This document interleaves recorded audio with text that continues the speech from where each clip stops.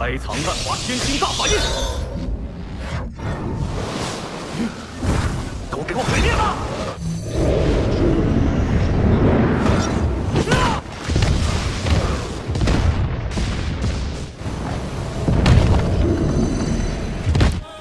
Halo teman-teman, kali ini admin akan melanjutkan alur cerita Soul of Light episode 1 bagian kedua.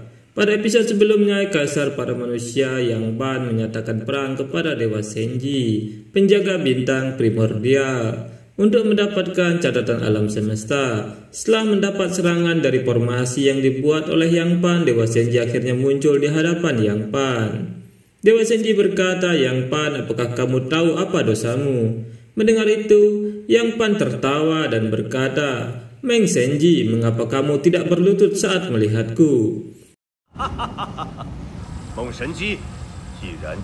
Dewa Senji mengatakan bahwa kamu hanya seorang kaisar manusia. Kupikir setelah apa yang terjadi pada ayahmu, kamu akan belajar berperilaku lebih baik. Mendengar itu, Yang Pan tertawa dan mengatakan bahwa keluarga Yang telah menghabiskan 3 generasi hanya untuk upaya hari ini. Meng Senji marah dan mengatakan bahwa kaisar yang berlatih mantra harus mati. Dewa Senji kemudian menyerang Yang Pan dengan pedang raksasa, tapi pedang itu hancur ketika menyentuh Yang Pan. Yang Pan tertawa sambil berkata bahwa dunia tidak membutuhkan dewa palsu sepertimu.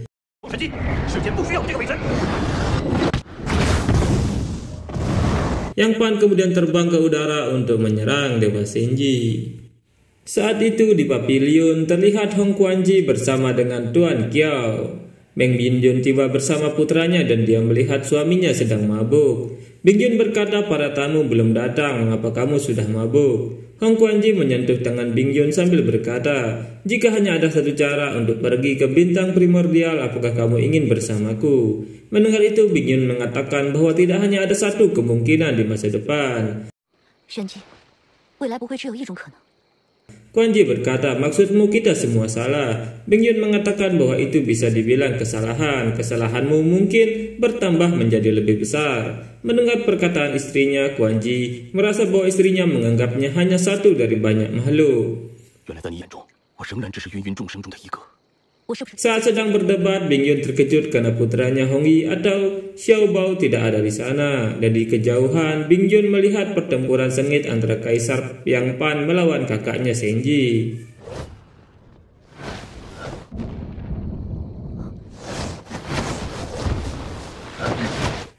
Quanji kemudian meminta Bingjun untuk tidak ikut campur dalam masalah ini karena dia bukan lagi wanita suci dari praksi Taisang. Bingjun menanyakan di mana putranya Xiao Bao. Quanji berkata bahwa dia meminta seseorang untuk membawa Xiao Bao agar Bingjun tidak terlibat dalam pertempuran itu. Mendengar itu, Bingjun meminta untuk memberitahu Xiao Bao bahwa ayahnya menggunakan ibunya untuk membuat jebakan dan membunuh pamannya, dan ibunya hanya berdiri dan menonton pamannya mati. Bingjun juga mengatakan bahwa dalam pikiran Hong Quanji dirinya hanya bidak yang digunakan untuk berkomplot melawan Meng Senji. Meski sudah dihalangi oleh Quanji, Bingjun tetap pergi ke medan pertempuran dan dia mengambil wujud seorang dewi. Bingjun mengatakan bahwa dia telah menghabiskan waktu bertahun-tahun untuk mengintip ke masa depan. Saat itu terlihat Dewa Senji yang terdesak karena ternyata Kaisar Yang Pan bekerja sama dengan makhluk jahat dari praksi alam.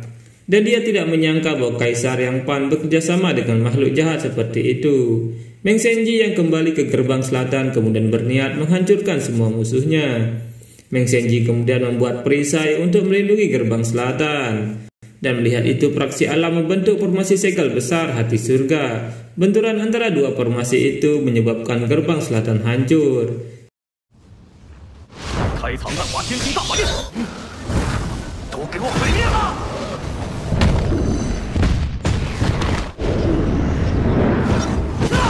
Melihat apa yang terjadi, Bingjun mengatakan bahwa dia telah menahan masa depan mengerikan yang tak terhitung jumlahnya dari waktu ke waktu tanpa henti, hanya untuk menghindari kejadian ini. Tetapi kejadian itu tetap datang. Zhao Waner dan Qiao Anrang tiba di sana sambil membawa Hongyi.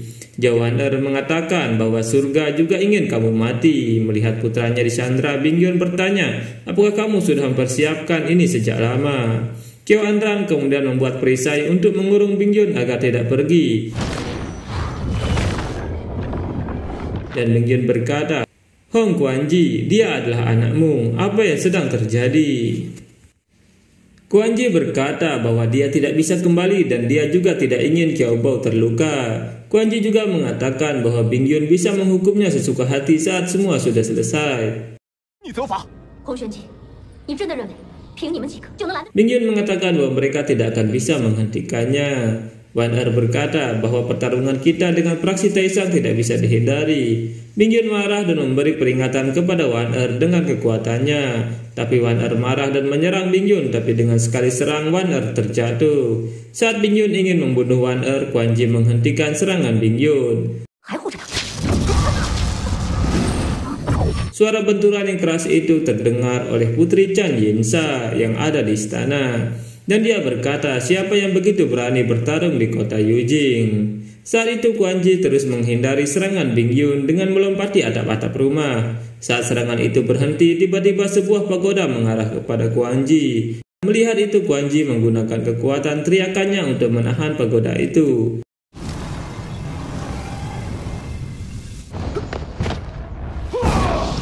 Bingyun meminta Quanji untuk melepaskan Xiao Bao. Tapi Quanji tidak mau sehingga Bingyun mengurung Quanji di dalam pagodanya agar Quanji tidak bisa kabur.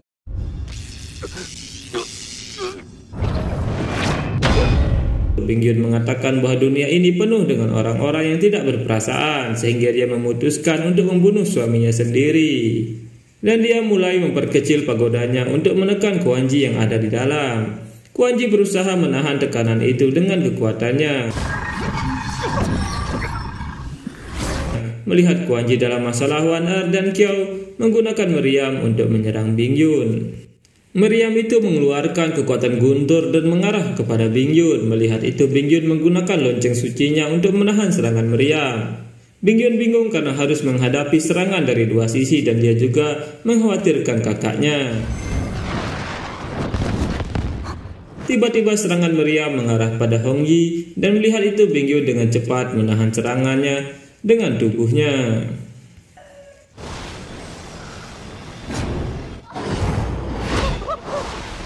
Qiao Bao menangis melihat ibunya berjuang melindunginya hingga akhirnya kekuatan Bingyun habis dan Quanji bisa lepas dari pagoda itu. Saat itu pertempuran Kaisar Yang Pan melawan Dewa Senji terlihat sudah berakhir dan Kaisar Yang Pan berkata bahwa zaman dewa sudah berakhir.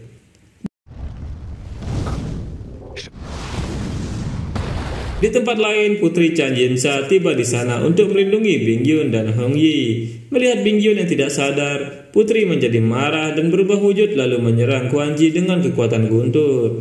Tapi kekuatan itu dengan mudah ditahan oleh Quanji.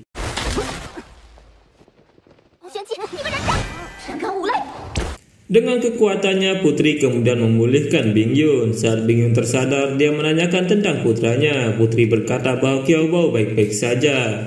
Demi melindungi Putri Yinsa untuk tidak ikut campur, Bingyun kemudian membuat Putri tidak sadarkan diri.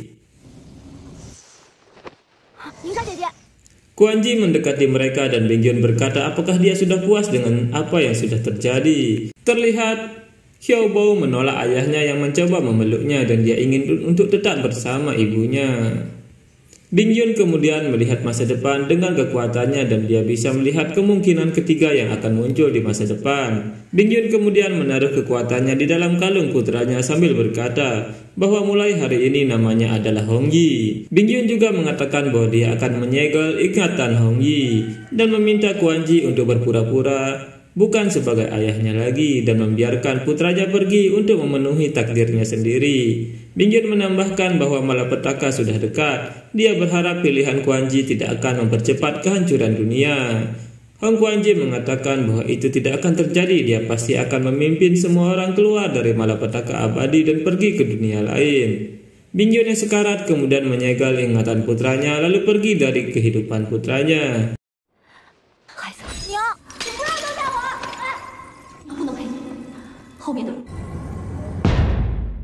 Sekian episode kali ini.